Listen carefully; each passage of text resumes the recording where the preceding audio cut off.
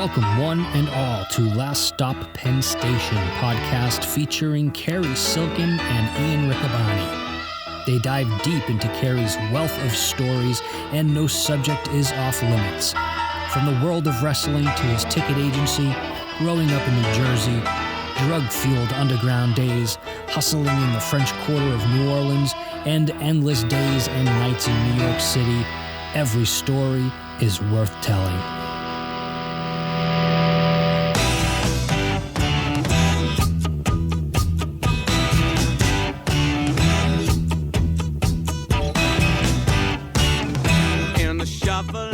Welcome, everyone, to Last Stop Penn Station. Ian Riccaboni, joined by our guest of honor, former ROH owner, current ROH ambassador, all-around swell guy, Carrie Silken. Carrie, how you doing? I'm doing very well, and here we go on episode number 4. Yeah, very exciting. A lot of great response to the Camel, Carrie, and he's somebody from your past. We're going to be going through some of the more colorful characters of your past as we talk through Last Stop Penn Station.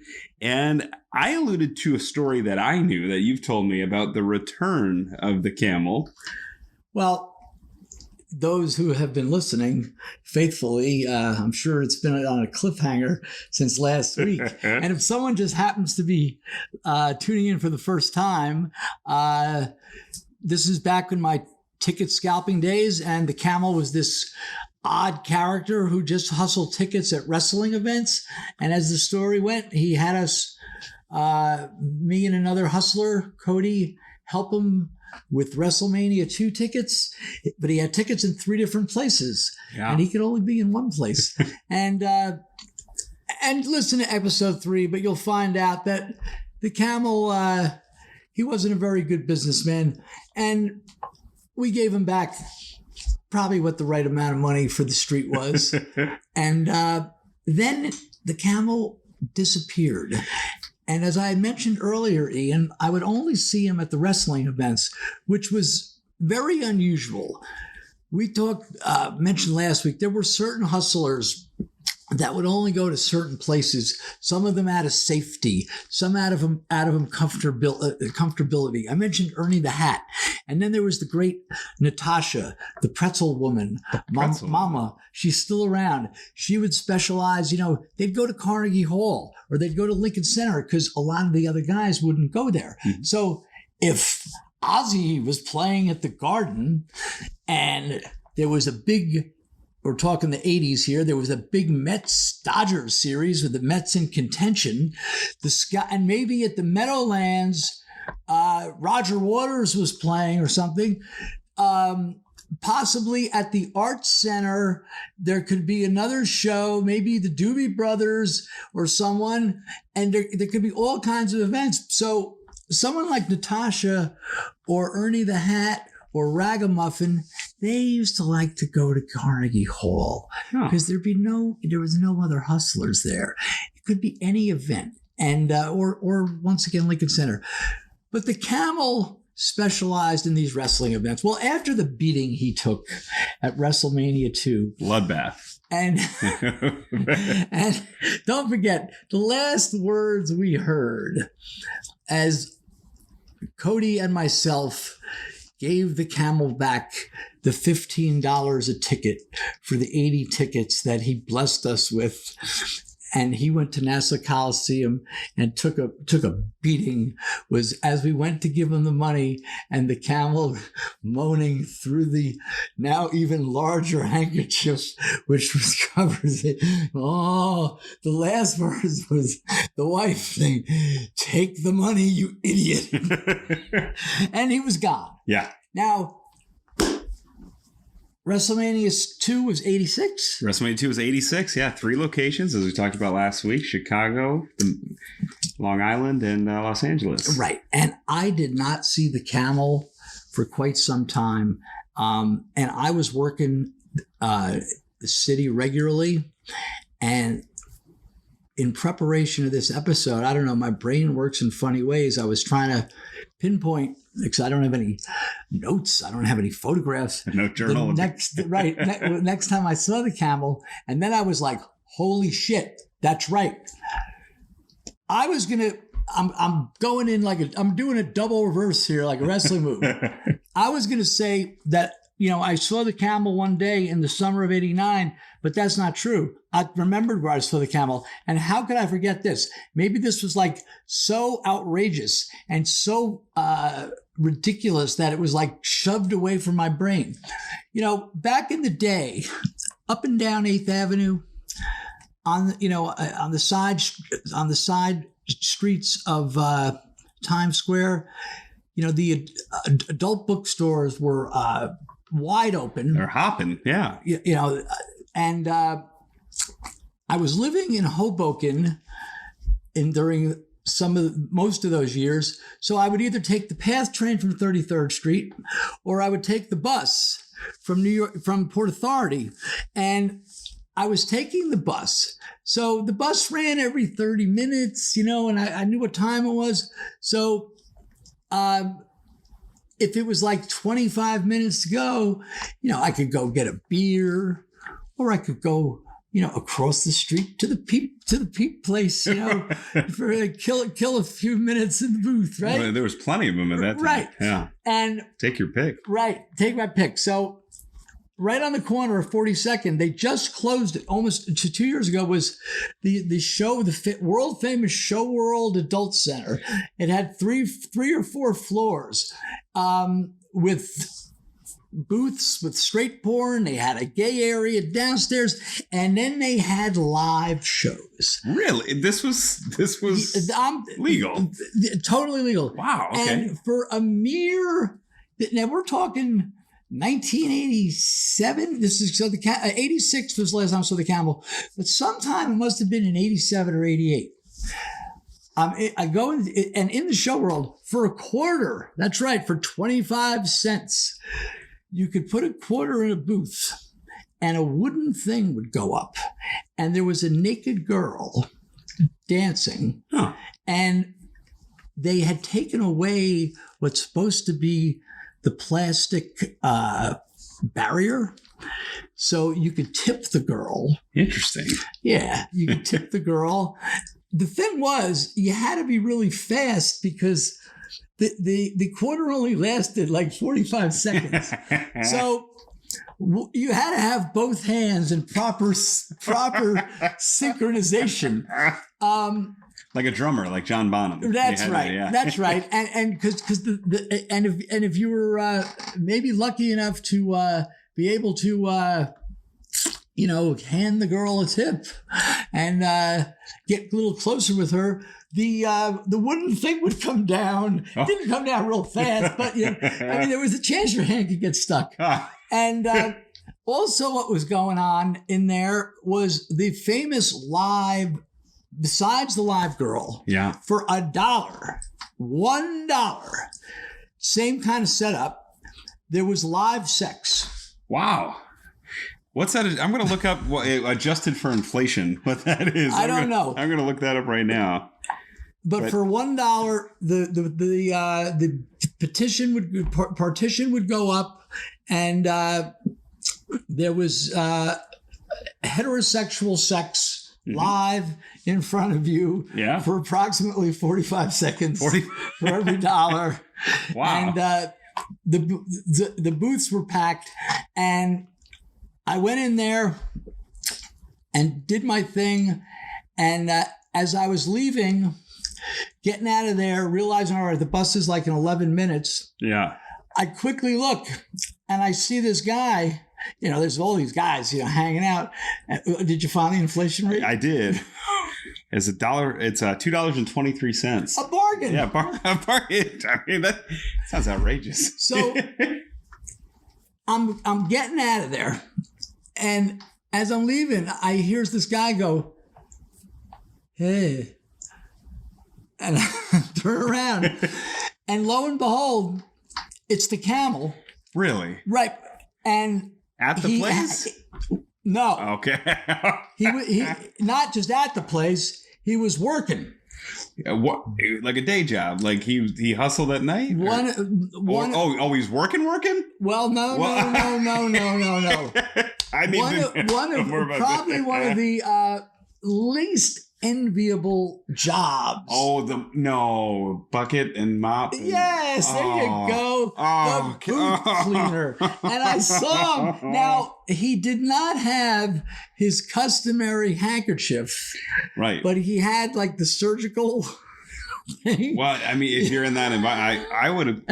Hey, and listen, if you're making an honest buck, you're making an honest buck. And if he's getting paid and he's doing a good job, but I'd wear the surgical mask too. I'm just throwing that out there. And I didn't recognize him, and I go, Camel. He goes, don't tell anybody.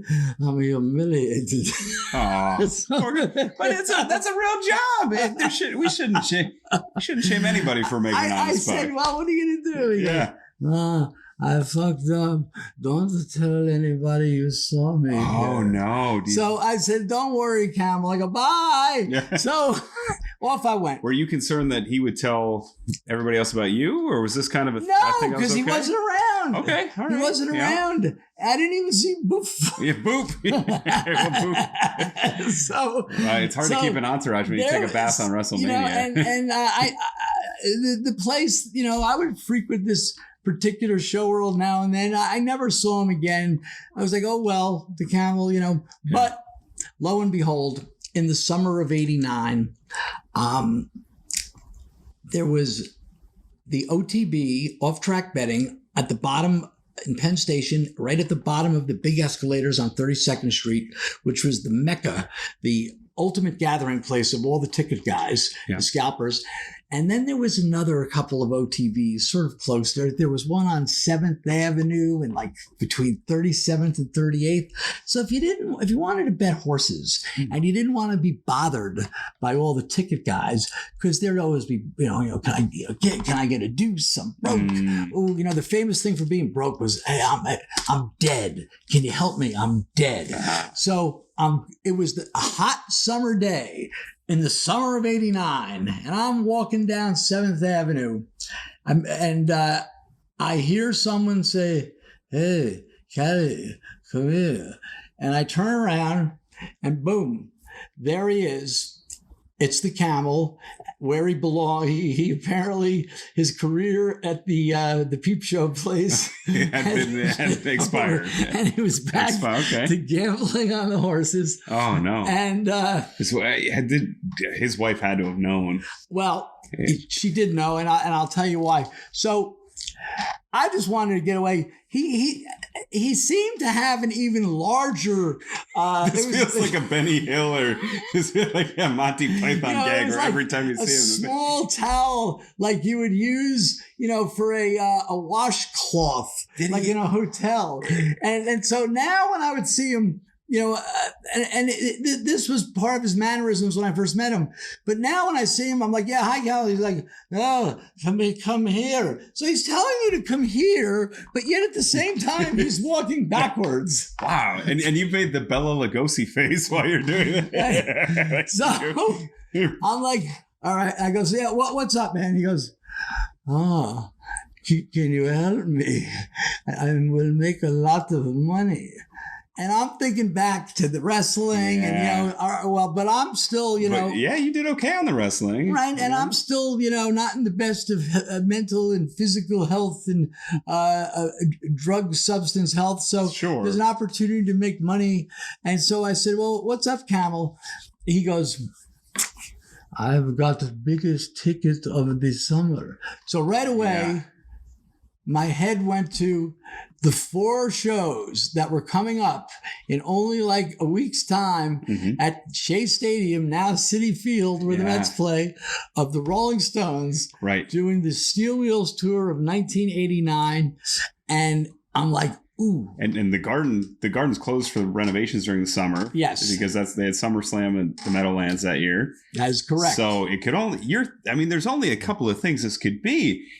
There wasn't many huge albums. Maybe the last of the Appetite for Destruction tour that went on for forever, from the end of '87 through '89. But even still, and that's when Springsteen changed his band. In that period. He did the Tunnel of Love tour right before that. Yeah, that was a decent tour, but it didn't have that but people just wanted to go see him. Springsteen. Absolutely. But to see the Stones, the 4 nights, and I'm like, ooh. this is going to be good. And when the camel, the towel was so big, I hadn't noticed that only when he went to spit, because he would spit. Yeah. I noticed like he was growing out a beard. Oh, wow. Sort of looked like maybe slightly Hasidic, Oh, very and I'm nice. like, the fuck It's a summer. You got to change it up. You got to change it up. What is this guy doing? So I said, "Ooh, I said, well, you have Stones tickets?" He goes, "No, I have bigger than Stones." Well, who's bigger than the Stones? He said, ZZ Top. Oh, God. Now, ZZ Top, fine band that they are. Yeah. They were playing a one-nighter at the old, Brendan Byrne Continental, the Meadowlands Arena. Now I don't even think it's used anymore. Yeah. The facility by Giant Stadium. Just about kaput, yeah. And so I'm like, ZZ Top. Who had, DeGuelo was years before that at that point. Correct. Their big albums LaGrange was a hit in 74. Yeah. And I think they had it was like a triple bill, like ZZ Top on top, with and then two burned out country acts, maybe not a decent bit, Charlie Daniels and Molly Hatchet and ZZ Top, right? So not a bad bill. Right. But it doesn't sound like it's the hottest event of the summer. I mean, this is something that if you're into ZZ Top, awesome, and they're great. But yeah, if you're expecting the Stones on this huge, that was essentially their comeback tour, was it not? Yes, because they didn't tour, very often. Yeah, and Mick Jagger had done solo things, and Keith Richards had too. Yeah. So I'm like ZZ Top, but in my head, unless someone was going to be giving me unsold Stones tickets, which really wasn't happening, right? Because you were able to get rid of them. I'll go try to make a few bucks with the Camel. Yeah. And so I'm telling him, Camel, ZZ Top, what are you doing? He goes, "Oh, I go, look, I might know not know a lot of things, but I do know rock and roll." I go, "This isn't a big ticket." He goes, "Oh, maybe I fucked up again.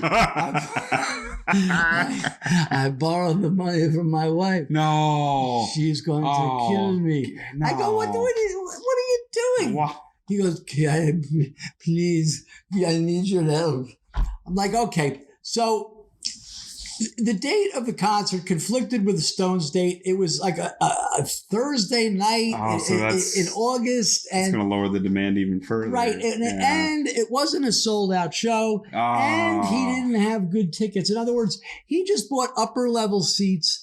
If ZZ Top would have been a complete sellout and would have been, a little bit hot. Yeah. There'd be, and that's not to say there won't be some buyers there, because this is pre-internet. Yeah. And, but, if it's not sold out and you only have upper levels, right away, you got to sell them cheap. People could go to the window. Right. If they don't have tickets. So I agree to meet him. He said to me, "Can you get code?" I said, "I don't think he's going to want to bother." So I asked the Camel how many seats he had. He said he had 40 tickets. But to him, they were $20 tickets. Maybe they were 16, 18, something like that. But apparently he had borrowed all this money from his wife, and he's up Schitt's Creek again. Wow. So I agreed to meet him at the Meadowlands. Now, don't forget, this is pre-cell phones. Right. So I'm like, oh, that's a huge complex. Right. So I say I'll be by gate B of the Meadowlands Arena. I'm going to get there at 6:00. And he goes, "Okay." He goes, I will meet you. So anyway, at the time, did I drive there? Oh, yeah. That's when I had this $100 car, the man, I had this car. It might have been a $100 car. Someone gave it to me. This piss yellow Chevy Impala. 100 visits to the booth. 100 visits to the booth. But the car, Baby Dumplings. Oh, the great Baby Dumplings. Who he it's unfortunate. I don't know what happened to Baby Dumplings. Maybe he's famous, but he certainly had a career as a songwriter or a one-liner. Yeah. And so I had the Golden Shower, and Baby Dumplings, folks, also made a theme song for the car. Oh, wow. What you said was Golden Shower. Did I hear that correctly? Oh, yeah, Golden Shower? It was this piss yellow, disgusting. And the only thing, there was one good thing about the Golden Shower. Yeah. It was like, like it was like the kind of car they use like in the Blues Brothers movie. So if you got in an accident, you were safe. So Baby Dumplings came up with this theme song for the Golden Shower. Would you like to hear it? I would love to. It's short. Yeah. I gotta remember. Let me see if I know. All right. If you want to take a ride for an hour, make sure you take a ride in the Golden Shower. It is a car with great endurance, but it's also a car with no insurance. There's only one more line. But don't be upset or berated because it has an insurance card that's properly dated. Wow, you're rolling with...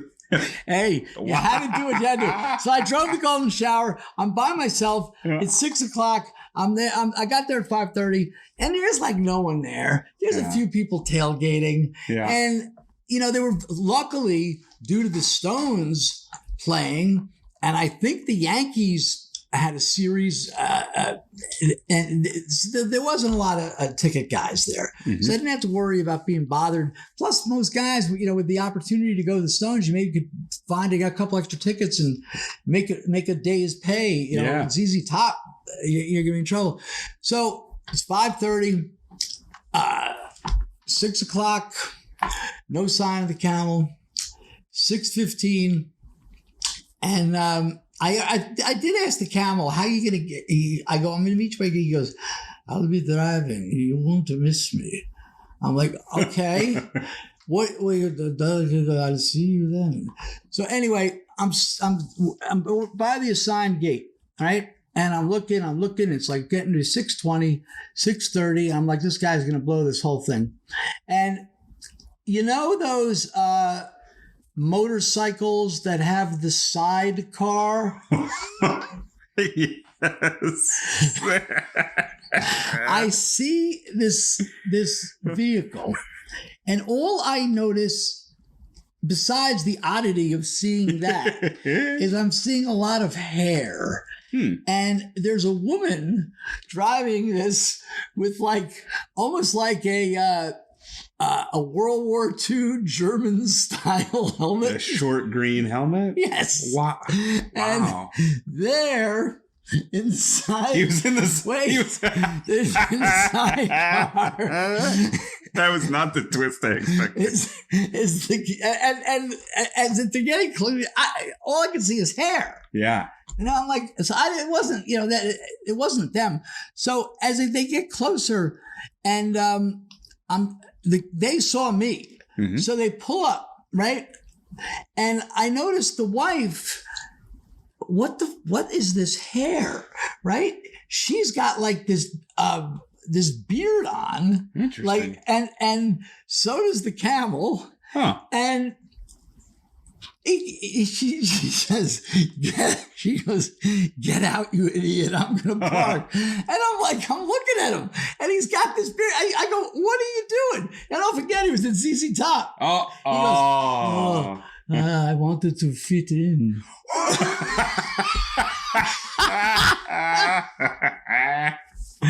So the wife had the beard too. Wow, they must have been big fans. No. Okay. Like I said, they were of Middle Eastern descent, I think, maybe Russia. I don't know where they were from, but they didn't know anything about rock and roll. But they knew ZZ Top had the long beards, so they wanted to fit in. So she goes off, and I'm like, Camel. I go, give me the tickets. I wanted to get away from him. He goes,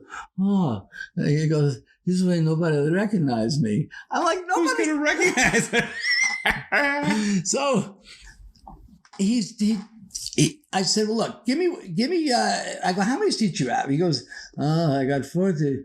I go, and I'm looking at him upper level, like, the worst section and like row X. Oh, that was a bad venue. I saw Springsteen there, and that's not a great venue to see right. music. And it was very steep. Yes. Which we'll get to in another story about the great Helen Econo Moo at another time that had to take her grandparents. She wanted her live stream would have her grandparents see Michael Jordan, but that's another story for another time. All we could get her was the top of the upper level. Oh. But so I'm debating. I'm telling the Camel, look, these are $15 to $20, whatever they were, $17.50 tickets. I go, look, Camel, I'm like, I'm going to be able, maybe if I could get back 10 a piece, 50. Well, why can't you get 30 each? I go, it's not sold out. Yeah. These tickets suck. And when the wife must have found some relatively easy parking. It wasn't jam-packed. Yeah. Remember they had that long walkway thing? Yeah. Right. She parked on the good side. And as she's coming back, who's with her, but also wearing a beard? Boof. Wow, this is a shocking return. Where was he? I mean, at least you saw the Camel at the show. The thing has the and where was he in the sidecar? It's in that trunk thing. No. No. How small was That's what he said. Here comes Boof, right? And I'm like, did he have a beard? He had a beard? He had the beard. That poor guy was in the trunk with the beard. Wow. Now, the Camel, in preparation for the evening, he cut a small hole in the beard. Oh. So he'd be able to wear the beard, use that as a germ protector, and also be able to spit. Oh, jeez. He didn't get any spit in the beard, did he? I don't know. Oh. And here comes, and I said, what's he doing here? He goes, I borrowed money from him too. So oh no, he was into the wife and Boof, and Boof's just like, hello. Poor Boof. So how do they keep getting rolled by this guy? That's what I want to know. I don't know, but they were there, and so I'm debating as they're approaching. I'm still in this debate with after looking in astonishment at the wife with the beard and this Boof and the Camel, and I'm telling him, take the fucking beard off. You look ridiculous. And he keeps saying, I want to fit in. So we're arguing over the tickets, and she says to him, in her classic, she says hello, and I said, hi, how are you? She says, just give him the tickets, you idiot. So he gave me I think if there was 40 tickets, he gave me a third of them. And I remember walking out, and you've gone to enough shows in your day, and remember going to a concert, and AJ, you too, where you'd be, as you're driving into one of these arenas, whether or stadiums, whether it's in New Jersey, Philly, New York, Massachusetts, there's guys on the highway waving seats because they're trying to catch you. Yeah, before you get in there, because then you'll know there's a million seats. So I didn't go to the highway, but before the people parked, plus there was this van that used to drive around, and even though you're selling the tickets for under the value, they would give you a trespassing violation. Yeah. I have to ask you a general question. When you're at a place like the Meadowlands or the Garden, is there a perimeter? Is that something you learn over time? Where to go? There's unwritten laws at certain places, like the Garden. If you're across the street, they sort of don't bother you. Yeah. Meadowlands, it depended on the event. They don't want you near the box office. Okay. The main reason is the box office still has tickets of their own. Right. So they don't want you cutting off the box office. Mm-hmm. So I went to where the cars are paying their parking entrance. And, you'd catch a car of 4 people, you need tickets. Yeah. a few of them I sold for face value. Oh. These are, some of these people just go in there, so I knew just to take money. Yeah. So I got rid of the first, let's just say 15 tickets. Sure. I come back, maybe I averaged 15 a ticket, and I say to the Camel, here, look, I'm giving you back $10 a ticket. Mm-hmm. I go, you better hurry up. And now I noticed there's some other broker, was stuck, and there's other guys a couple other guys coming in. Not everybody was at the Stones or Yankee Stadium. Right. So I'm like, and the wife gave her, when he said, I give him the $150 and slowly, it's like, as he's moaning, I hear him boof go, boof. The only thing he said, boof. And the wife says, take the money, you idiot. Seems like that's a common refrain. Right, that's it. So I got the next group of tickets. Now it's like 7:15, 7:30. The show starts at 8. The show starts at 8. Yeah. They might have had a half a house, Yeah. And so the next batch, I'm trying to get 15 a ticket, $10. It ain't working out. A car pulls in with like 2 of these Long Island scalpers that had a few of them. Mm-hmm. I was able to wholesale some of them to these guys like for $7.50 a piece. They're no dummies. They're not gonna, So sure. I go back to the Camel, and Camel's like, "Oh, all right, good. You got rid of the next 15 or 20 tickets, so I get $10 a ticket back." Right? I go, no. You get $5 a ticket back, which was the right fee. Yeah. I go. He's like, oh, what are you doing? I go, Camel, you want to go do this? Yeah. This wasn't easy. Yeah. So he gave me the remaining tickets. I don't think I even sold most of them. It was impossible. Yeah. And there were no buyers. And there, as I was, as the sun was setting to the west over Giant Stadium, as we were in that Meadowlands parking lot, as I was, and it was like almost like 8:30, and Molly Hatchet was probably doing the great flirting with disaster to close it was a 7:30 curtain to close the opening of the show, and Charlie Daniels is next. I never just this image in my mind of this. Though they told me, meet me by the motorcycle. That's what we'll do. In my head, I'm picturing. You remember the motorcycle Batgirl drove, and it was like this was like, I don't know. It looked like it was at, to me at the time. It looked like it was like out of the 50s. Yeah, something bizarre. You just don't see, this wasn't fancy. So I knew where that was, and this, the sun was setting. And they were sort of under a street light. And there was the Camel, still with the beard, and his head hung low. And poor little Boof. Oh.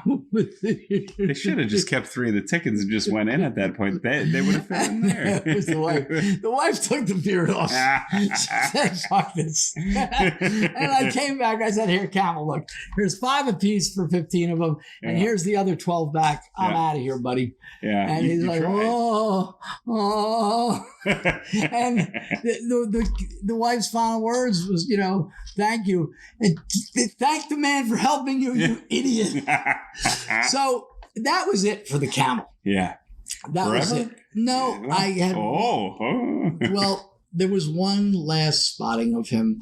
And it was not at the. He did not. If he went back to the booth cleaning, I wasn't aware of it. But I was walking through Port Authority to catch the bus back to Hoboken. And Port Authority Bus Terminal also had an off-track betting location. And now this must be 1991.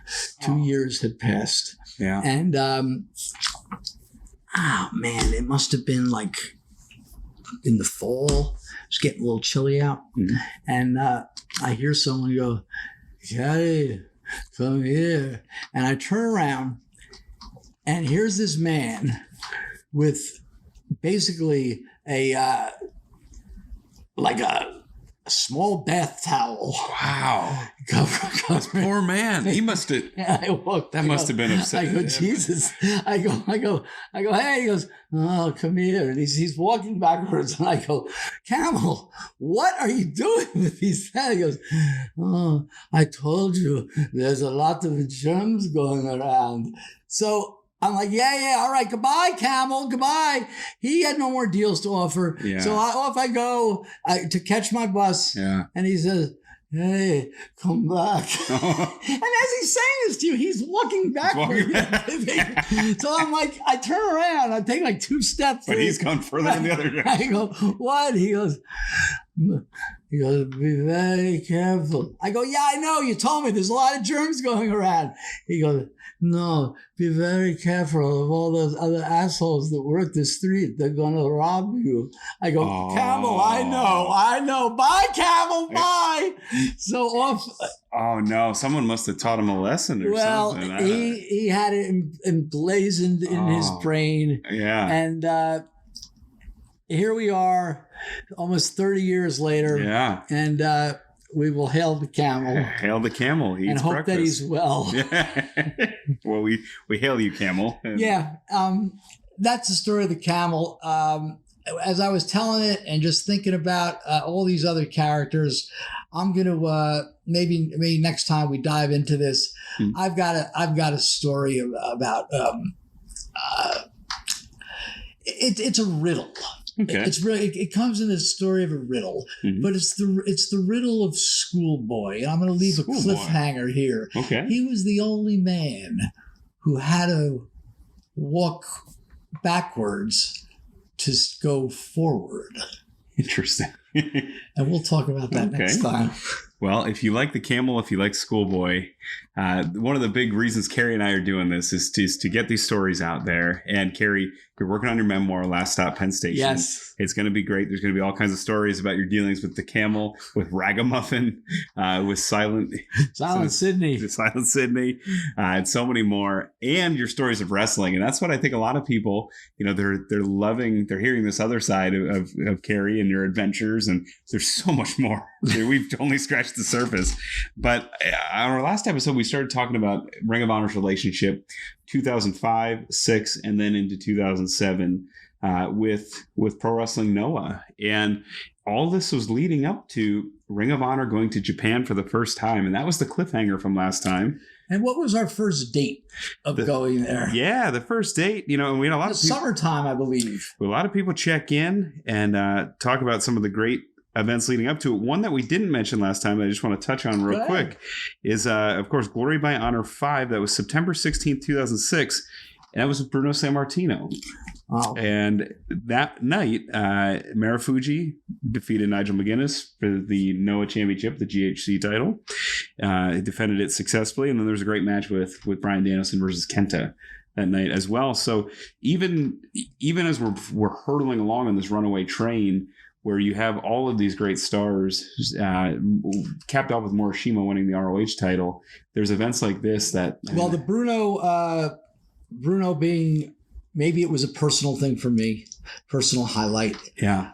Maybe a guy your age, it would be Hulk Hogan or, Bret Hart, somebody of your era. But for me, Bruno was the pinnacle to have as a special guest star. Mm-hmm. And we'll talk about that in depth at some point. Absolutely. So that'd be a whole podcast in itself. And I have a great Bruno story too. What a tremendous gentleman.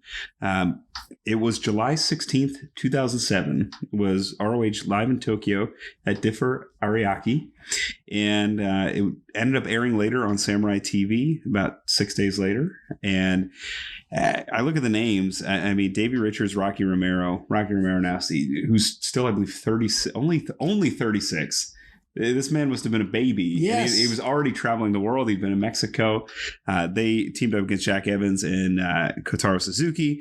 Our great friend BJ Whitmer, one of the cornerstones of Ring of Honor for quite some time, against Jimmy Rave. One of the greatest matches in Ring of Honor history by a lot of fans that have seen it. Bryan Danielson versus Go Shizaki, which is just a barn burner. And that night, the ROH World title was on the line, kind of a home home defense. Morishima defended against Nigel McGuinness. And a little precursor of what we might see. Now, the card you just read was? This was Tokyo, and this was night 1 on July 16th. What a lineup. And that was only scratching the surface. I mean, Delirious versus Roderick Strong was on that card as well. Wasn't Jimmy Jacobs on that show? Jimmy Rave was. The great Matt Seidel, our friend Matt Seidel, team with Aoki and Ricky Marvin against Marufuji and the Briscoes. What a team that is. Yeah, it was. See, I'm looking at it from an owner's perspective, so I don't. The matches blur, right? But everything was good. Yeah. What doesn't blur are some of the events that happened going to Tokyo and working with the Noah guys and working with the Dragon Gate guys. Mm-hmm. So. And night 1 was specifically Noah, correct? Night 1 was specifically Noah, and the second night of wrestling was specifically Dragon Gate. Mm-hmm. And maybe you have the name of the building we were in? It was in Osaka. It was a small gymnasium in downtown Osaka. It was a regular wrestling stop, but not a name like, Corrigan Hall, right? Of that ilk. Yes, I will be sure to get that. Okay, well, we went over to Tokyo, and we arrived in Tokyo, I believe, 3 days, at least 3 days before the show. I think we were there for 5 nights, and we were being hosted by Noah, Rue, and Ken, who was the translator, and we were at the George Washington Hotel. Oh, interesting. And which I'd mentioned, which was in this area of Tokyo.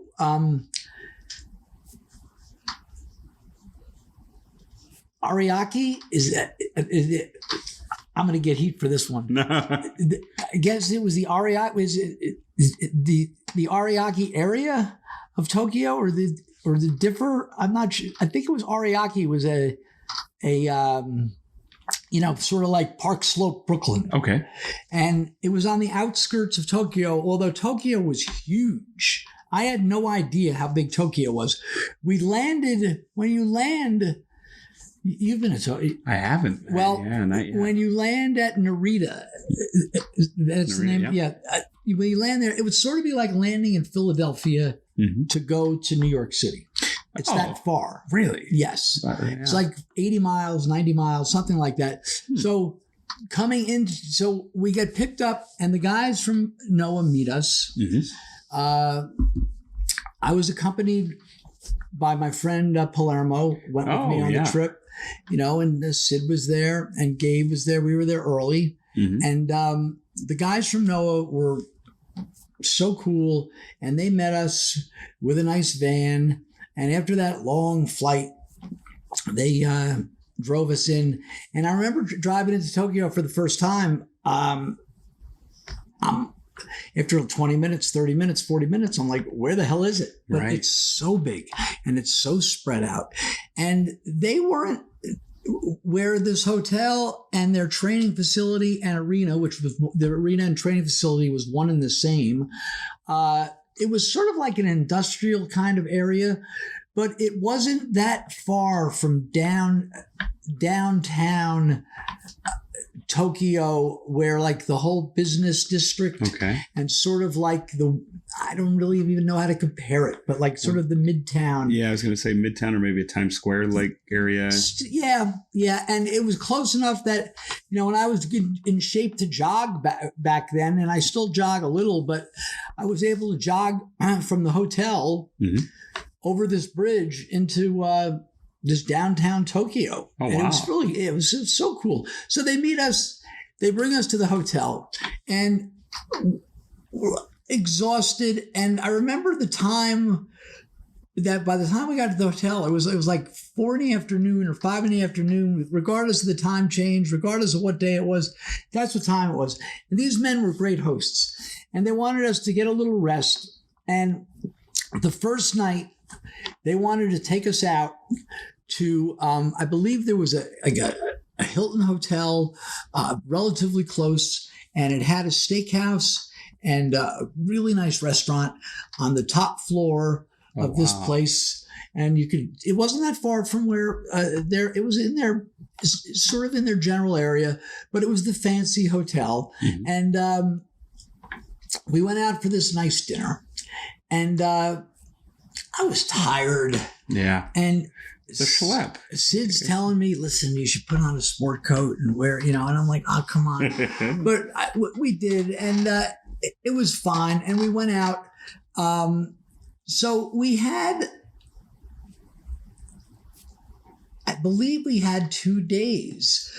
One day was completely free, which I'm going to talk about. And the second day was, and I know we mentioned this on our last episode when we went to Budokan.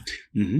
They had the show at Budokan where they forced me to go in the ring, which we spoke about on the last episode. That's where we left off. Right. Yeah. And so the second day, after we got some rest, I was, I've got one of those Frommer's, Frommer's Guide. It's like right. Yeah. You could buy. They still make them. They do. It's probably for older people. No. It hits the highlights of the cities you're going to, and right. Yeah. Best restaurants. Mm-hmm. Best, places to get your haircut. Yeah. Best museums. Right. But it covered everything. Sure. So I'm looking at the Frommer's Guide, and they're not. It's not very racy. Mm-hmm. But they're talking about, like if there's like a red light kind of district, or maybe an area with featured, gay, like a sort of a gay area, sure, or like the village in right, or a hipster, although that wasn't a term then. Yeah. But just these various neighborhoods. So I come across Kabuki-cho. Oh. Now, everyone knows about, in the wrestling world, right. The guys that have gone to Japan, everyone knows about Roppongi. Sure. And in the Frommer's Guide, it explains that Roppongi is a nightlife place, and there's adult entertainment. It doesn't tell you in the Frommer's Guide that there's a lot of guys, there's virtually no crime in Japan. There's virtually no crime. And Roppongi, as I found out, was these guys would hustle. They would see Americans or guys from Europe, and you're looking for girls, you're looking for that, and but this Kabuki-cho, which it was just like a small paragraph, was like it described it as a semi-red light district that's basically attended by local people. In other words, it wasn't a tourist area, and it was very cryptic. But and you were able to read between the lines, right? And there was also an area called Shinjuku, which was sort of like the West Village. Okay, cool. And there was gay bars, and there were cool places, and there was this and there was that, and so I knew, I was like in the back of my mind, I sort of, everyone knew about Roppongi, but no one, I'd never heard anyone, I was far from an expert on Tokyo, but talking to these other wrestlers, no one ever mentioned these places. Sure. So on our second day, Ken says to me, oh, Carrie, Rue wants to take you guys out tonight. Mm-hmm. And I'm like, hey, Ken, you think you could bring us over to Kabuki-cho? I don't even know if I was pronouncing it right. Maybe it's Kabuki-cho. He says, oh, who told you about Kabuki-cho? It's very dangerous. Oh, okay. Now, little did he know that I've been in after-hours clubs with the dregs of society at 8 a.m, not to mention crack houses and drug holes in horrible neighborhoods of New York City, where I'm not going to be worried about Kabuki Chow being dangerous, but I didn't bring that up. And I respectfully said, I go, well, and I go, well, I was reading about it. He goes, oh, I go, listen, there was some of the camera guys were with us. I don't want to throw anyone under the bus, but some guys, hey, you just like going to a go-go bar. Just want to, this doesn't mean you're right. And I've been. Yeah, absolutely. Right. I've been I lived in the village for 4 years. Right. And just because you're married doesn't mean you can't stare at some good-looking naked women or whatever you want. It's up to you. It doesn't mean you're. So guys wanted to do what they wanted to do. Sure. So I said, Ken's like, well, Rue wants to take you to his friend. He has a club. And I'm like, okay. Like Sid was very tactful, and he would tell me, yeah, just tell me. Yeah. So I'm like, oh, okay. I go, well, where is that? He goes, well, it's in Shinjuku.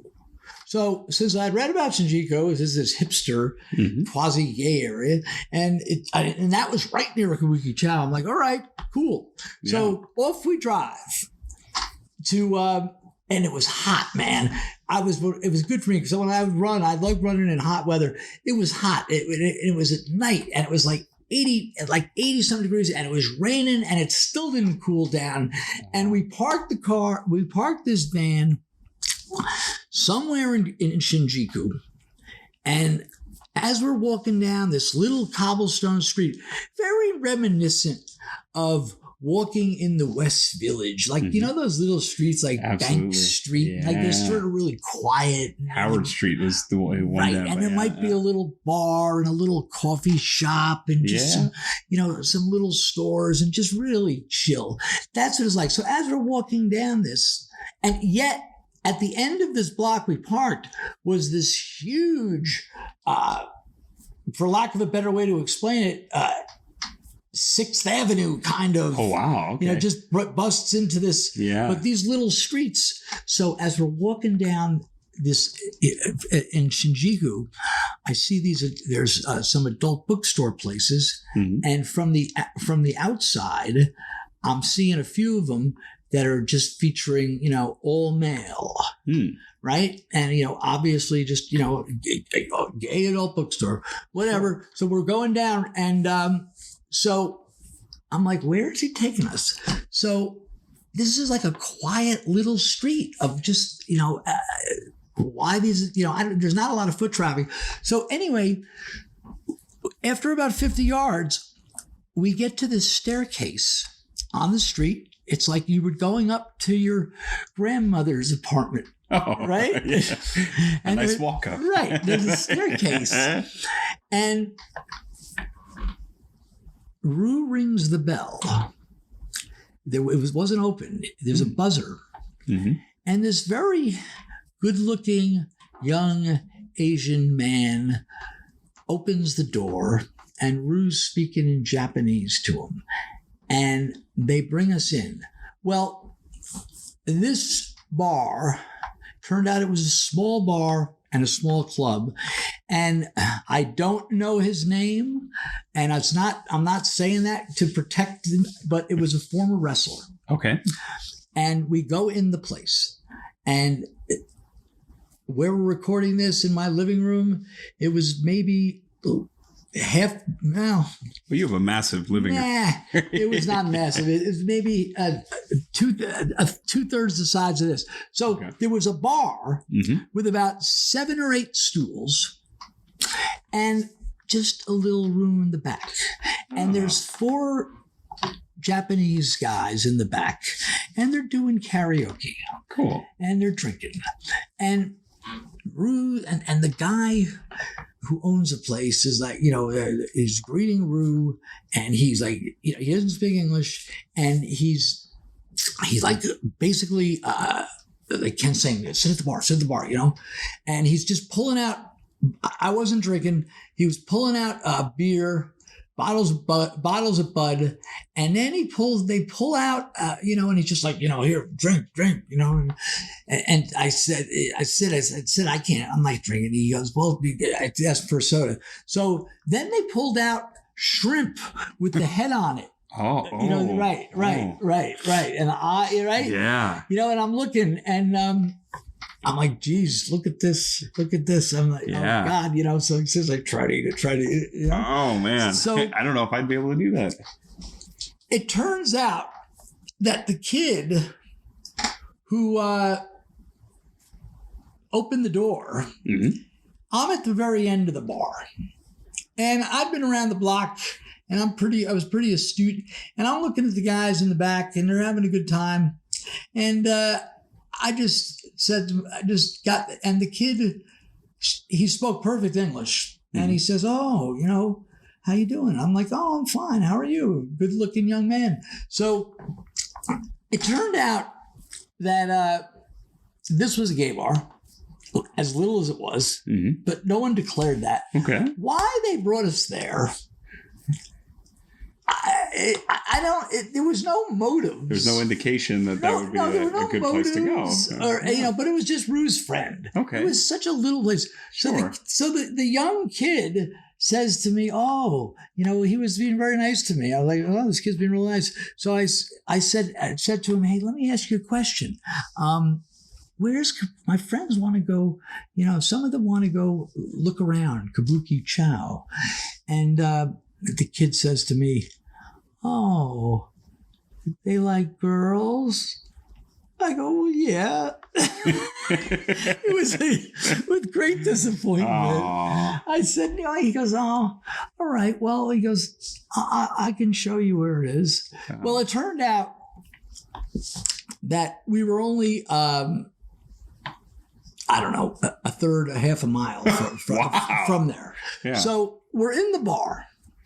And I sort of wanted to get out of there. I think everybody sort of wanted to get out of there. And now I had a guide, right? Yeah, who's willing to take you to Kabuki Chow. Right. But we didn't want to insult. Sure. And that's the primary. Yeah. Listen, folks, don't forget, everything in life is primary purpose. What's the primary purpose of us doing this podcast? To get these stories out. Have a good time with my friends, Ian and AJ, who helps us produce these. And hopefully someone's entertained or someone enjoys hearing these stories or at least is interested by them. So what was the primary purpose? We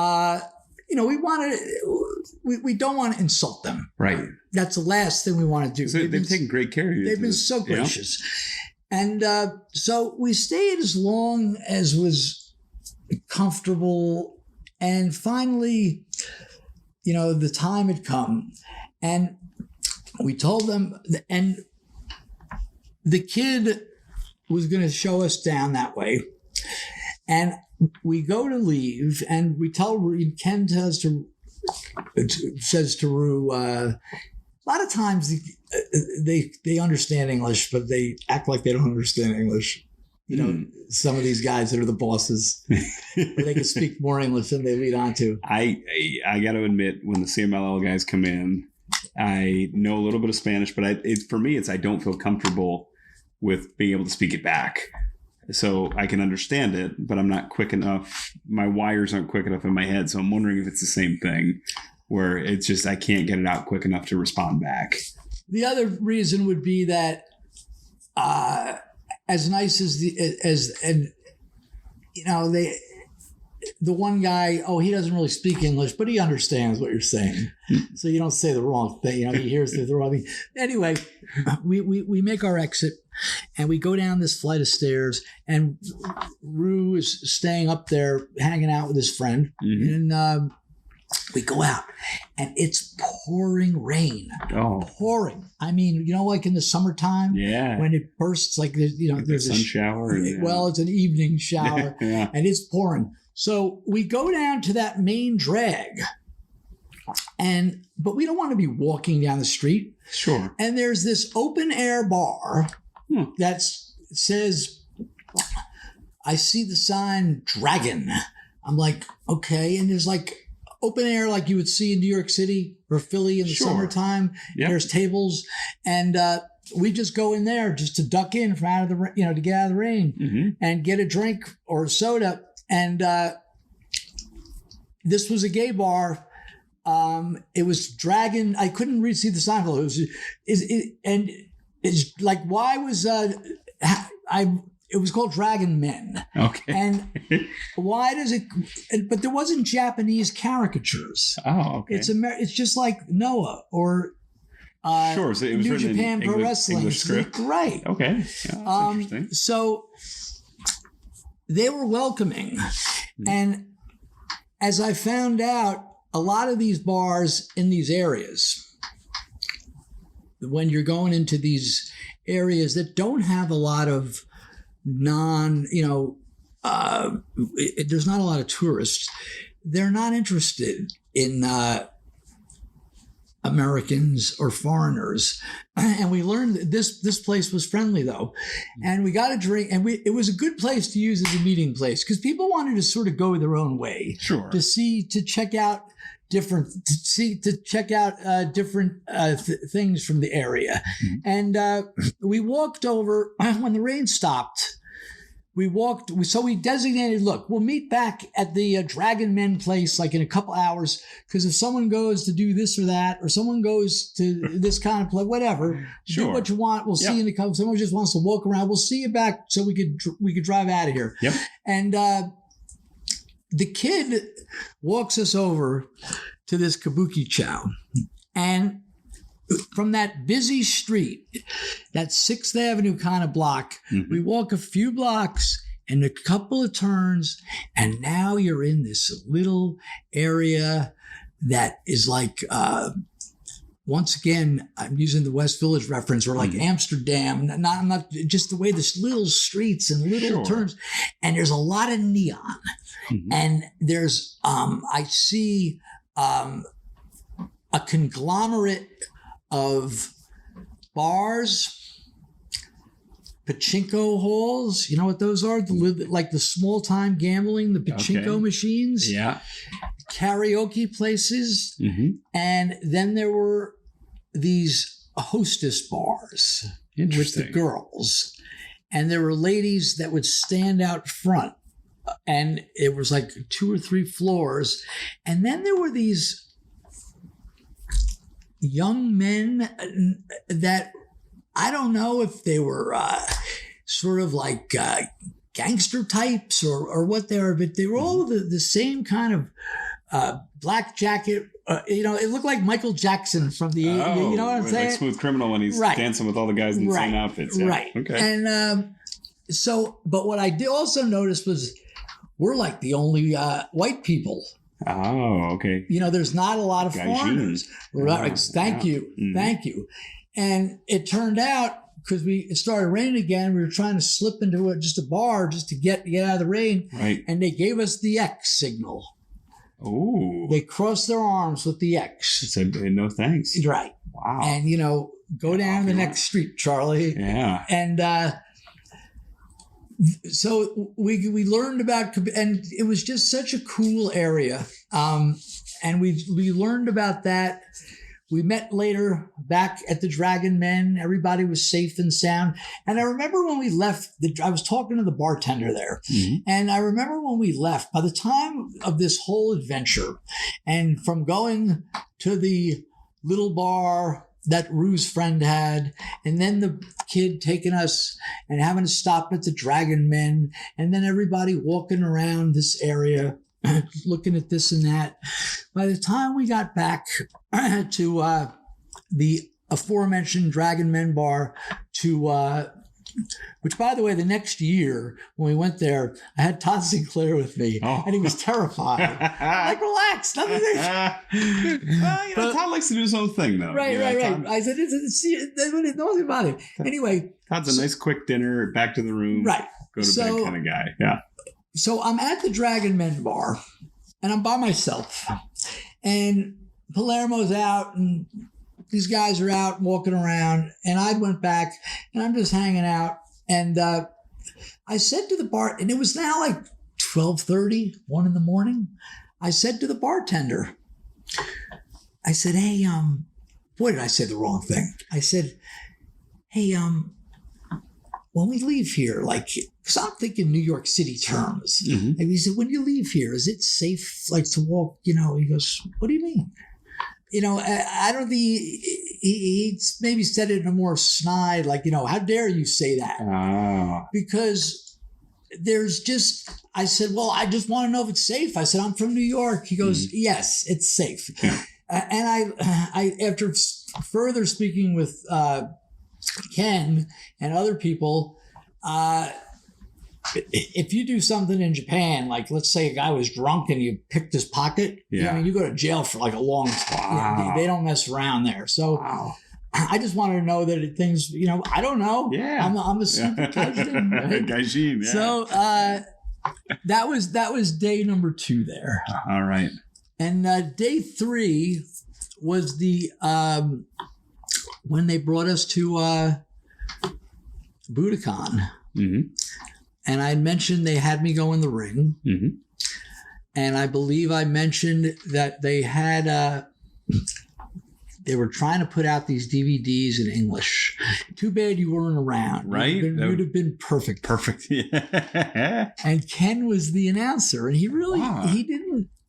We'll try and get some photos of Ken up to go along. Yeah. We have some great ones with him and Bruno from the event we talked about. And Rue. And Rue and Kenta. And yeah. And so he wanted me and myself, and you mentioned that Gabe had some experience doing. He did under some various pseudonyms for that long time. So he didn't really want to be doing it, and I wasn't comfortable doing it. And I remember one thing in particular. There was I was the color man, and someone's going to check the card and call me out. Was this years before Ibushi? Kota Ibushi, I believe he was around by then, but he wasn't.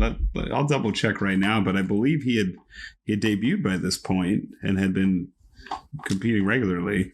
Well, there was one match. The old Noah shows, believe it or not, would be WWE or FS, where they'd had some like older guys, and some comedy spots. Yeah. And there was one of the matches I was doing where the guy does a headbutt, right? And Ken's catch line, and you can relate to this being an announcer, his like safety line was, "What a move!" And mine's just, whoa. Probably on one TV, there's like 300, what a move. So when the guy did the headbutt, I said, harkens back to the great Bobo Brazil. And Ken says, I remember him. There's some gems on this. And I don't know if it was Kenta or Ibushi, but there was a tag team match, and 2 of the Noah wrestlers were, tall, thin guys, and Ken would throw it to me. He would be stuck and he'd say, well, what do you think of this, Carrie? And I'm like, well, there's this team. They're long and lean. And Ken was like, yes, they're long and lean. And what a move that was. So we got through the announcing. We got through the my introduction. Yeah. Which you can listen about on the other on a previous episode. Yeah. And we were dying to get back to the Dragon Bar in Kabuki-cho. The Dragon Man. Yeah. Return engagement. It was the meeting spot, so we could go there. And they were welcoming, and that was night 2. And full day number 2. Yep, night 3. Yep. And then we had this phenomenal show. Yeah, it's incredible. It was an incredible night in Tokyo. About 1,000 people the reported attendance was, and it just looks incredible. And that facility had a beautiful gym. It had a dojo, the arena.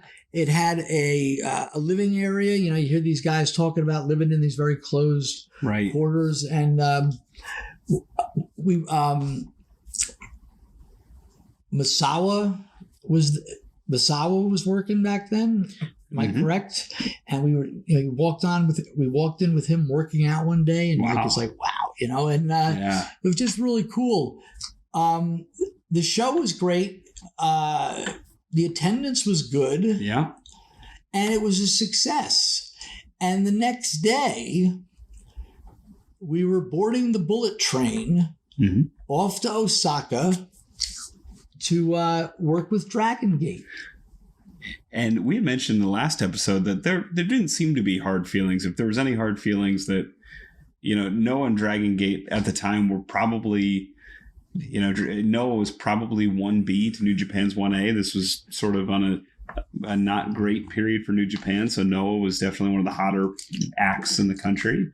Dragon Gate was probably, you'd say, number 3 or 4 at the time, if it was New Japan. And so they were known for their faster, fast-paced, more energetic. On paper, it looked like a better fit with Ring of Honor, just because it seemed a little bit more innovative. And I think Noah made an exception by allowing us to do this Dragon Gate show, knowing that we needed to do 2 shows. And so none of this is gospel, but sure. I'm sure they were like, yeah. So we go off on the bullet train, and we're met literally at the platform by the Dragon Gate people. That's excellent. And helping us, like, we were King Tut coming off the train. Wow. Okay. And it was really neat. And we're using their setup in this building, this very strange building. It was on like the 3rd floor of the Osaka Prefectural Gymnasium number 2. Number 2. And it was a regularly used building, but it was just it was in a busy part of the city. And I got to go for a jog. It was hot. And when I went on the jog, it was through these little streets. The bus that had all of our guys that Noah had provided, it was the Noah bus. Oh, very happened cool. to be coming down the street, seeing me jogging. Wow. Which I remember that. You could ask if we run into Nigel, or you could ask Delirious about it. Sure. Yeah. And we did that show, and I'm going to let you tell the people about that show in a second, but this very strange thing happened. I mentioned about me being asked to go into the ring in Budokan. Right. And which was really bizarre. But so at this show, the Dragon Gate guys were like, through translators, would you be able to sign autographs for the people? Wow. Like, they don't want my autograph. We've got Nigel. Yeah, we've got Brian Danielson. Yeah. We've got the Briscoes. We've got these great American stars. Delirious, who's a big star in Japan. Absolutely, yeah. All these guys, they don't. And once again, they said, oh, the owner is very important. Well, I don't have signed 8x10s. And I was expecting, but for what they did was they had a program. Okay. And it was a way to get the people to buy the program. Very nice. And I signed it, and it was very flattering. And it was a small line of people, but I was surprised there was anybody online. And who do we have on that show? This was a heck of a card, and we touched on this briefly, that there was some crossover.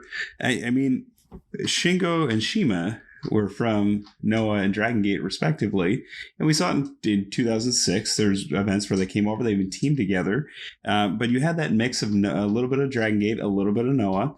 On the card, the Briscoes opened it up by defending the tag team, the Ring of Honor tag team titles against the Muscle Outlaws. They said the belts were lost in their baggage. Do you believe that to be true?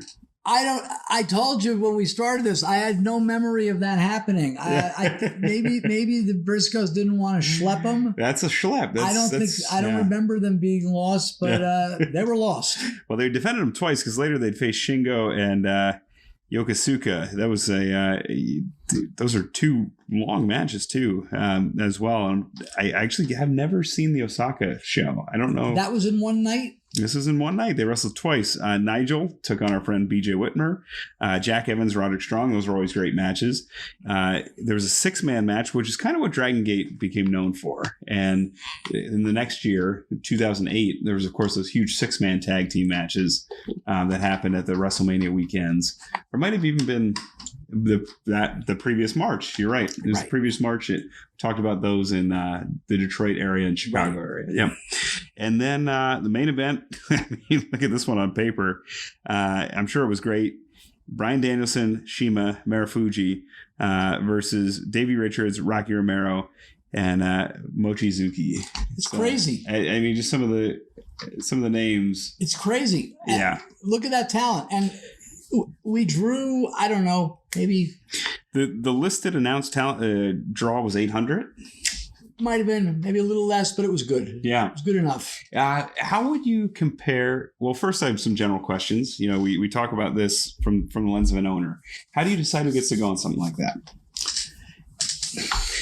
Do you ask Noah and Dragon Gate, hey, here are the wrestlers that are available? Gabe. Who was, for those who may not have listened to the first one, he was the essentially the matchmaker. Right. And he pretty much, you know, he had a good eye and he knew. I'll say those were amazing. So, I mean, Gabe used to like to bring as you know, as I used to say, you know, you got the damn Russian army on the show, but we couldn't bring the Russian army to Japan. Yeah. But he would just, you know, if you look at the ROH talent, what did we have? Like there's about a dozen guys. Yeah. And that's, I mean, with no disrespect intended for anybody that wasn't on that tour, that was the cream of the crop at that time. And you'd be hard pressed. I'm sure you could switch somebody out and it would be an equal switch, but that really is your top tier at the time. Yeah. So it was sort of obvious who to bring. Mm-hmm. Did Noah chip in at all for the transportation, or were they just sort of a host in that scenario? Because that's something that I'm always intrigued by when. No. They were hosts. You know, they hosted us. I don't think we were charged for use of the building. Wow. We might have been for Dragon Gate because maybe they didn't own it, but Noah actually owned that building. And do you cut the check then for the wrestlers that wrestled? Or yes. Well, yes. Okay. We had so they sell the tickets. Sure. And hopefully there's enough tickets sold that balances out, you know, to what guys were getting paid. And this is before the days of the contracts and guys were getting a per show payment. And yeah, that's interesting. Was there anybody that got into trouble in Japan that time around? Oh, not really. I've heard one of our good friends, who I won't name, once ended up in a hotel room in Roppongi with the wrong guest. Not to my knowledge. Okay. But I really wasn't hanging out with any of the guys. Sure. Eventually, when we get to trip number 2, which we're going to get to at another point, mm-hmm. I went out. There's some stories of when I did hang out with some of the guys. I remember going with Jimmy Jacobs on a day trip. He had this crazy thing that he wanted to buy clothes in Japan. Jimmy's a strange. He's always been a different cat. He's a cool cat. And he had this thing, but wanted to buy a suit. Mm-hmm. I go like, why? You know, you live in Chicago, right? You know? and he's got all kinds of friends in Detroit, in New York City, Philadelphia, some of the biggest metropolitan areas. But we went out and. You know, we had our second Japan trip, but what a great experience! Yeah, how'd you deal with the flight? I mean, that's something I was supposed to go to Japan earlier last year. My daughter was born during the trip, so they thankfully pulled me off of that so I could experience. Which you were one of the first people to meet my daughter that day. Yeah, it's a blessed event. Absolutely, what a blessed affair. Yeah, but what's that flight like? It's got to be challenging. Well, I had, from having the ticket business, I had a lot of American Express points and all that. Okay. Yeah. So I was able to upgrade. Oh, so Palermo and I were in the business / first class, which, you know, literally, the thing turns into a bed. Right. But bed or not, it's 13 hours. And I don't do good on planes to start with. Right. And it's just, you know what it's like. You've gone to Europe a number of times, and Absolutely. you go cross country, and you fly more than anyone. Yeah. You know, so picture going to San Diego like 2.5 times on one flight. It was, and we got lucky flights too. I remember we got out of Newark one shot, you know, Really? and with the flight taken off and landed on time, but it's still it still feels like an eternity. But talk to a guy like Steve Carino, who's gone there like 100 times. Colt Cabana, who's a double 1K. You need a lot of miles to get 1K on United. He's doubled it. Yeah. I'm just not and not a flight guide. I'm not I don't have the chutzpah for these long flights, but it was definitely worth it. Awesome. And I guess best food that you had there. Do you remember? Ooh. Yeah. On one of those day trips, before we went out with those guys, Sid, who used to liked sushi, he took us to, he and I went to, we were, of course, advised by Rue and Ken, and we took a cab down to sort of the docks where they bring the fish in. Okay. Similar to maybe the Fulton Fish Market. Oh, okay. Yeah. And it might have been a gimmick. It might not. Like, you didn't know if like as if like you're eating the fish directly out of the ocean. Okay. You know, but they give that appearance. So they have restaurants and little stands there. Okay. So it was just a cool atmosphere. Yeah. And whether you were or you weren't, there was some, for the sushi fans, and I'm a sushi fan, that's a place to go, man. There's some stuff that you just don't see here. Yeah. We have American sushi. Oh. They have... And our friend AJ, our producer, he's been to Thailand and been to some Far Eastern places. And I don't know, there's where there's just different food. Yeah. So their version of sushi is nothing like our version of sushi. First of all, there's no such thing as a roll. That's an American thing. Really? Yeah. It's just fish over the rice or just sashimi. Yeah, I was going to say. And there's some strange stuff. So you got to be, if you just think you're going to get salmon or yellowtail or a shrimp, you better look what you're getting. Wow. And, but yeah, it was wonderful. Great awesome. Memories, man. Yeah, no, that sounds like an amazing trip. And our next episode, we're going to be talking about another trip, another first. Ring of Honor, one of your really successful markets, first successful market outside of the United States was the UK. And from what I understand, from what you've told me, tapes and DVDs did very well in the UK, and it wouldn't be long at all before you guys would make it over across the other pond to the United Kingdom. Yeah, we'll talk about the our first trip to the UK where we didn't even have a show.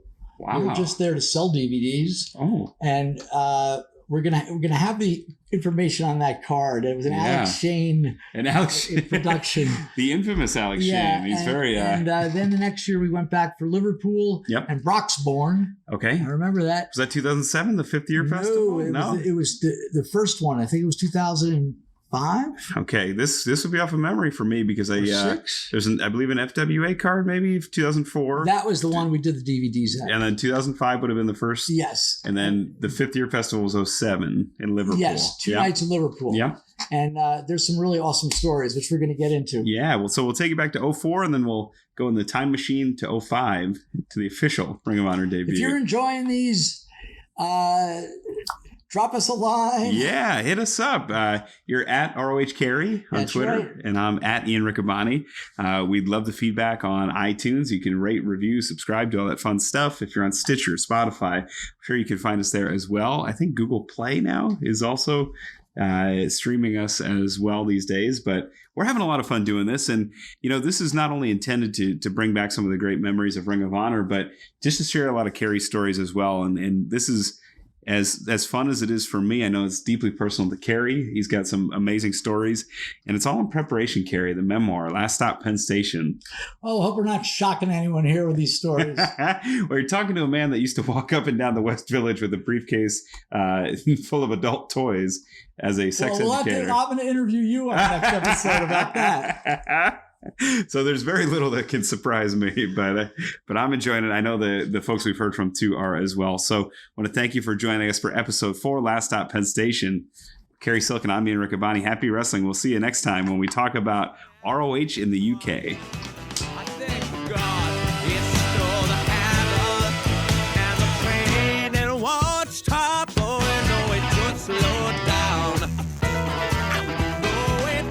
For listening to Last Stop Penn Station podcast.